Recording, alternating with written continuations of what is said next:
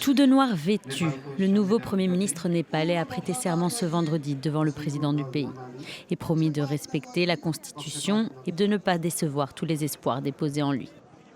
Balendra Shah, 35 ans, a été élu en battant l'ancien Premier ministre, chassé du pouvoir par les manifestants en septembre dernier.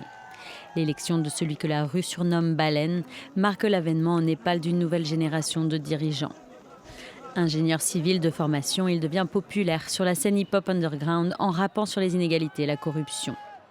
En 2022, il est propulsé maire de la capitale Katmandou à la surprise générale. C'est un sentiment surréaliste. Je ne peux pas l'exprimer avec des mots. Pendant les manifestations, nous ne savions pas si cela allait aboutir, quelle forme cela prendrait. Et j'étais très curieux de savoir si cela se terminerait bien.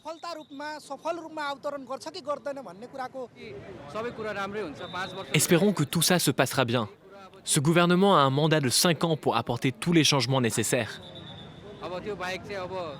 Son parti national indépendant, le RSP, créé il y a à peine 3 ans, a raflé 182 des 275 sièges du Parlement aux élections de début mars et a désormais la difficile tâche de rétablir la stabilité et la confiance dans la classe politique, ainsi que de créer des emplois pour redynamiser l'économie de ce pays enclavé entre deux géants asiatiques.